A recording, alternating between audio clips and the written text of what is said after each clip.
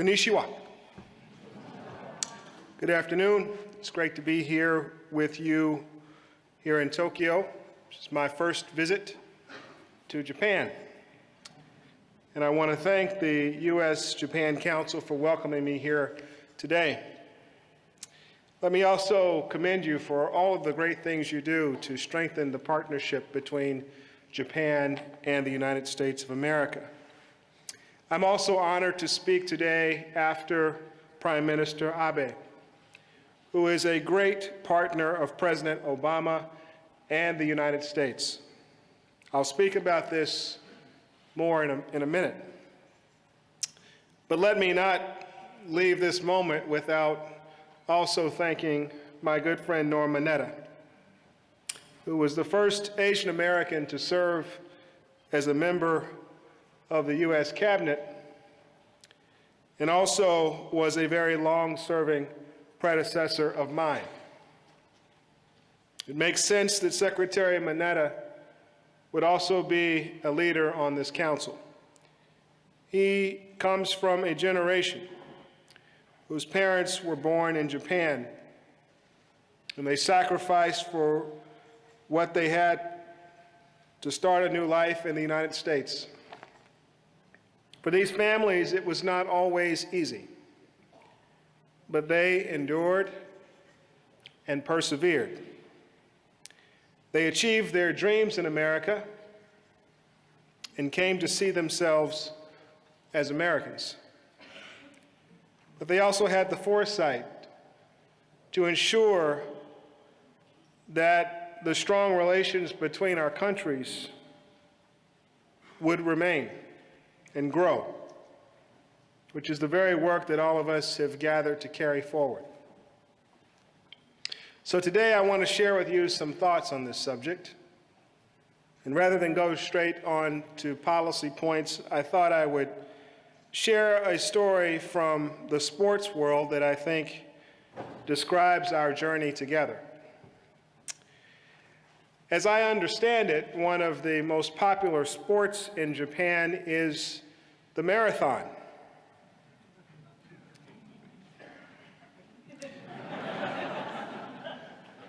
You weren't expecting that, were you?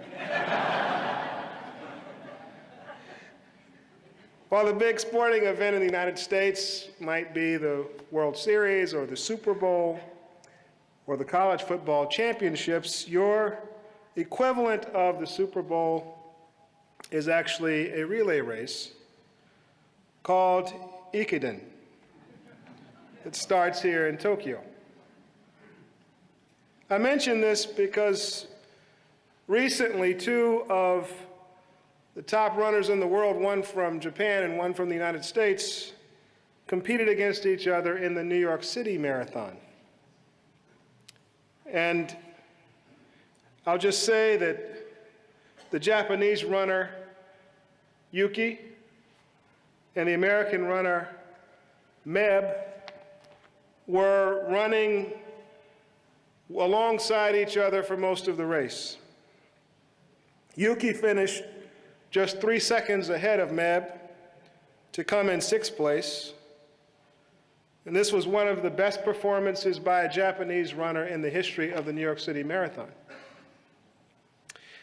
Now, I don't know if you were watching this on television, but if you were watching it on television, it looked as if Meb and Yuki were competing very intensely against each other, as if there were no other runners in the race.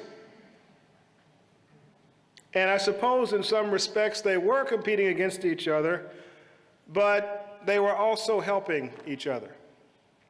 After the race, Yuki said that without having someone to compete with, and I quote, "I probably wouldn't have been able to push it this hard. I owe this race to Meb." And by the way, Meb ran the fastest marathon by a 40-year-old in American history. And he said that if it weren't for Yuki, he probably would have slowed down and missed breaking that record. In a way, this is symbolic of the partnership we share. It's true that we are competing in a global economy,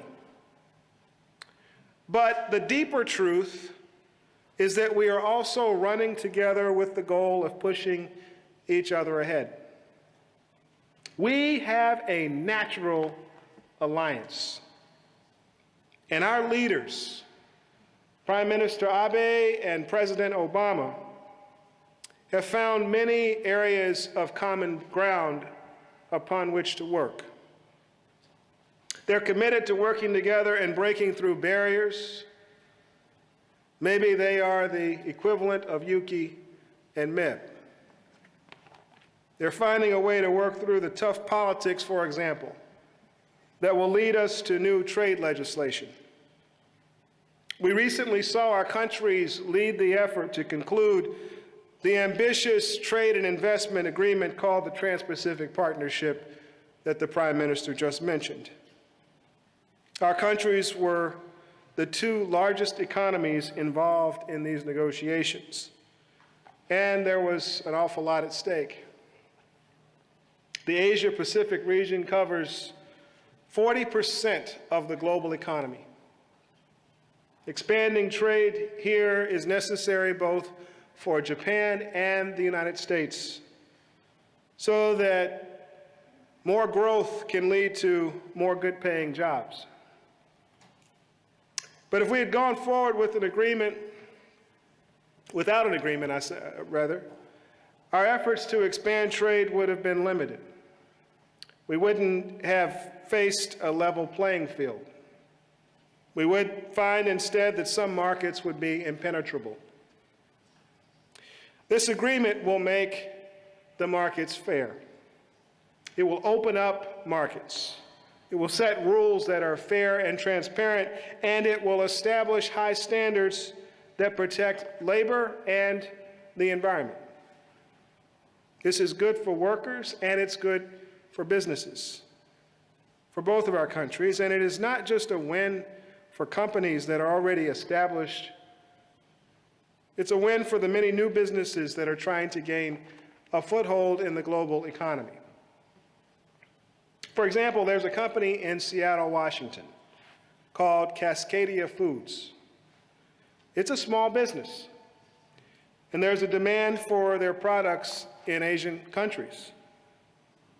But the owner has talked about how difficult it is to keep up with changing regulations and has said that smaller companies don't always have the resources that big companies have to keep up. So the truth is that our economies grow when our businesses grow, and the way our businesses grow is by reaching more customers. And the majority of those customers in a global economy will almost always be outside of our borders. Under this trade partnership, the rules for exporting will be clear. And all of our businesses will have a stronger foundation from which to build. Now, there's obviously a transportation component to trade. I try to remind my colleagues that are big deal makers and negotiators that if you can't get stuff to another place, you have a big problem. Our exports need to be able to get from where they are produced to port, and Japan's exports need to be able to get from the port to the final destination. Going back to Seattle, for instance, a large part of the Pacific Northwest economy in the United States, it is tightly linked to the Asian Pacific region. And this entire economy relies on a strong, robust, efficient, effective freight system. That's one of the reasons why I recently went to Seattle and released our draft National Freight Strategic Plan and called for a greater focus in my country on the movement of freight. There's huge urgency to this because in the U.S., we're expecting our population to grow by 70 million people over the next 30 years. We're also expecting additional pressure on our surface transportation systems as a result of increased goods movement. 45% increase in freight movements overall and 65% more trucks on the road. So you do the math. 70 million more people, 65% more trucks. That is a recipe for slowing down an economy, not speeding one up. And therefore, we have to think about this in terms of how much we invest, how we build, and what we build. On top of that, like Japan, much of the growth of population in the U.S. will concentrate in metropolitan areas, in cities, where roads are already carrying far more vehicles than they were designed for. Road congestion is already increasing in those areas, and any mom who's trying to get their kids to a soccer game, or an elderly citizen who's trying to get to the pharmacy, or someone who's trying to get to the grocery store will tell you that traffic is going up. If we're not careful, it'll get worse. So what do? We could find, if we don't do something about this, that our ability to move people and goods is constrained, and that the cost of moving freight goes up, and so does the cost of trade. We could also find that the delays that are resulting from low output of the transportation system can neutralize economic growth elsewhere in other sectors. Recently, the G7 transportation ministers met in Frankfurt, Germany. This was the first meeting of its kind among G7 countries. And as we sat and talked, we found that we all share variations of this challenge. And that's why we agreed to hold a second meeting of G7 transportation ministers here in Japan. And I want to thank Prime Minister Abe and Minister of Transport Ishii for hosting that meeting this coming spring.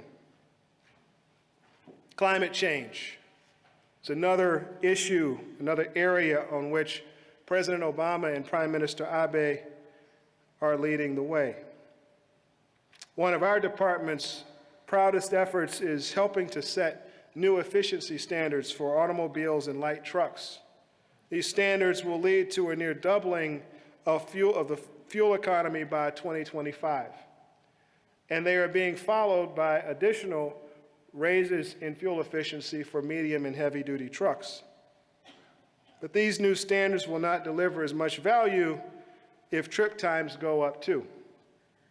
So, what do? Two things. First, we need to move toward a system that is less reliant on road transportation and utilizes all forms of transportation, including walking, bicycling, transit, as well as our roads.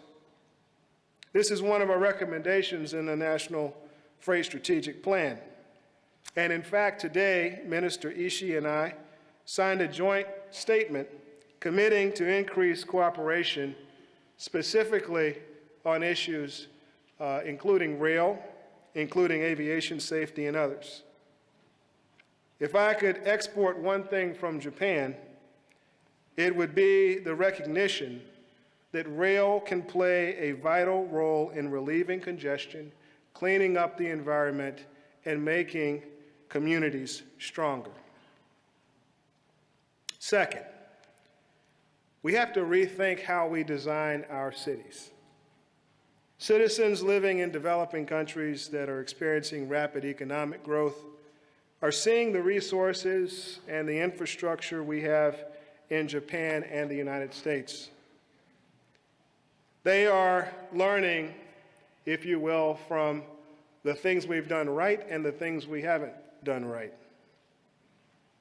And for those of us with legacy infrastructure, part of what we have to do is to use land use as a way of optimizing our transportation systems. And therefore, part of the solution is designing cities that are more connected to their transportation systems with well-thought-out land use strategies along with it.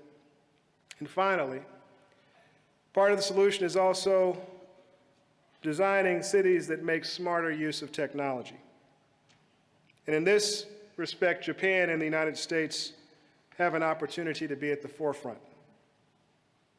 Looking at our road spaces, there is emerging technology for vehicles called connected automation that promises to maximize our capacity of existing roads.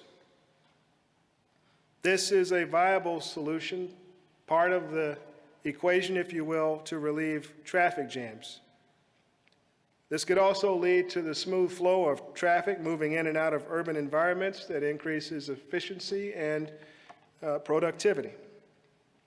For that reason, we're now demonstrating connected vehicle technology in 3 cities through a pilot launched by the United States Department of Transportation. These cities include New York, and I've challenged my department to develop the regulatory framework we need to safely integrate not only connected vehicles, but driverless vehicles into the marketplace as safely and as quickly as possible, and those 2 things are not inconsistent. I know that the Japanese government and Japanese automakers are also bullish on this technology. And I would urge them to keep moving these efforts forward. I attended Prime Minister Abe's powerful speech to the U.S. Congress earlier this year. And I recall his stirring reflection on the 70 years that have passed since the end of the war. We are also reflecting on this deep and long relationship, on the powerful way in which reconciliation has given way to friendship. We're taking pride in the way we've stood together as global partners, as friends, and we're recognizing that we are united in this young century by similar goals and similar values. The story about those marathon runners should also remind us that the greatest asset we have is the spirit of our people. All of these areas of collaboration are really ways that we can give them tools, the tools they need to continue running their race. And if we do, they can carry each of our nations forward. There's no limit to the capacity of our people. And yet, there's one more reason to be hopeful that makes this moment in our history unique. As strong as our alliance has been, there's never been a time when our leaders have been more committed to building a brighter future together. And so I just encourage this incredible council to seize the moment. Seize this moment when there is so much possibility to work collaboratively and to move our countries forward together. And with that, thank you very much. It's been a pleasure to address you.